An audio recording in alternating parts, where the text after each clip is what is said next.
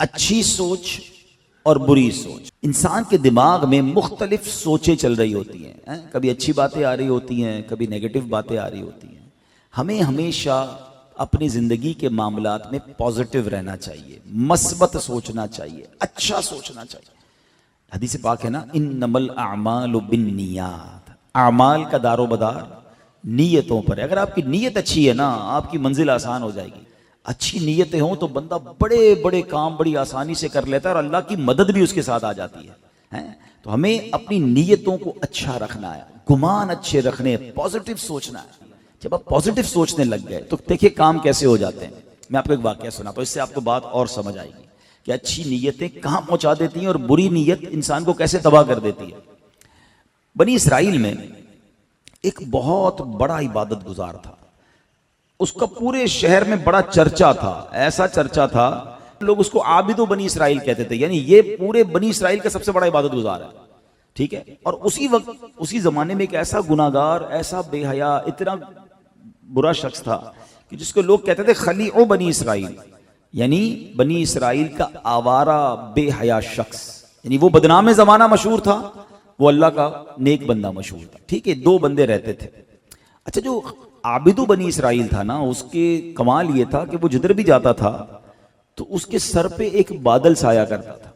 اللہ کی رحمت کا ایک بادل اس کے سر پہ ساتھ ساتھ چلتا تھا، وہ جہاں جاتا بادل ساتھ جاتا. اتنا عبادت گزار، اتنا اللہ کے قریب. تو ایک دن وہ جو خلیع بنی اسرائیل بے حیا شخص تھا، گناہگار تھا، اس کے دل میں خیال آیا کہ یار کب تک اللہ کو ناراض کرے گا، اتنے گناہ ہو گئے، اتنی خطائیں ہو گئیں، توبہ کر لے. تو اس کے دل میں خیال آیا کہ یار اتنا نیک آدمی ہے، اس کے ساتھ بادل چلتا ہے، میں جاتا ہوں اس کے پاس بیٹھ جاتا ہوں، جو اس پر رحمت برس رہی ہوگی مجھ پر بھی برس جائے گی. تو وہ بندہ اچھی نیت، اس کی نیت کیا تھی؟ پازیٹیو تھی، اچھی تھی، عاجزی کی تھی، توبہ کی تھی. وہ جا کر اس نیک بندے کے برابر میں بیٹھ گیا کہ یا اللہ کی رحمتیں اس پر برس رہی ہیں، مجھ پر بھی کچھ چھینٹے برس جائیں گے. اس کی نیت اچھی تھی. نیکوکار کے دل پر شیطان نے کیا حملہ. وہ کہتا ہے یار میں اتنا نیک، اتنا پرہیزگار، اور یہ زمانے کا گناہگار میرے برابر میں، اس کی اوقات کہ میرے پاس بیٹھے. کیا ہوا؟ منفی سوچ، نیگیٹو اپروچ اور تکبر نے دل پر حملہ کیا. اپنے آپ کو بڑا سمجھنے لگا. اس نے کہا بھائی تم ادھر کیا کر رہے ہو، کھڑے ہو جاؤ یہاں سے، تمہیں پتہ نہیں میں کون ہوں اور تمہارے حوال کیسے، تم میرے پاس بیٹھو گے. اللہ اکبر. اب پتہ کیا ہوا کہ جو اس کی مثبت سوچ تھی نا، وہ جیسے ہی کھڑا ہوا، اللہ پاک نے اس زمانے کے نبی پر وحی بھیجی کہ ان دونوں سے کہہ دو کہ اپنے اعمال اب زیرو سے دوبارہ سے شروع کریں. اس کی اچھی سوچ، پازیٹیو سوچ، عاجزی والی سوچ کی وجہ سے اللہ نے گناہگار کے سارے گناہ معاف کر دیے.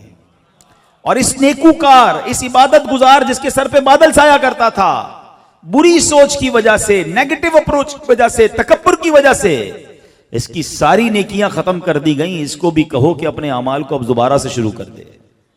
اور پھر پتہ کیا ہوا کہ جو گناہگار کھڑا ہو کر گیا نا، تو رحمت کا جو بادل تھا وہ اس کے ساتھ چلنا شروع ہو گیا.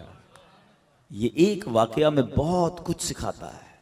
اگر کچھ کر بھی لو نا تو اترانا نہیں ہے، تکبر نہیں کرنا، اپنے آپ کو کچھ سمجھنا نہیں ہے. ہمیں کچھ نہیں پتا ہماری عبادتیں مقبول ہوئی کہ نہیں، ہم نے روزے رکھ لیے تو سمجھے جناب ہم مقبول، یقیناً ہم اللہ سے امید رکھیں گے، مگر ہمیں پتا ہے ہمارے روزوں کا حال کیا ہے، ہماری عبادتوں کا حال کیا ہے. نماز پڑھتے ہیں تو خیال کہیں اور ہوتا ہے.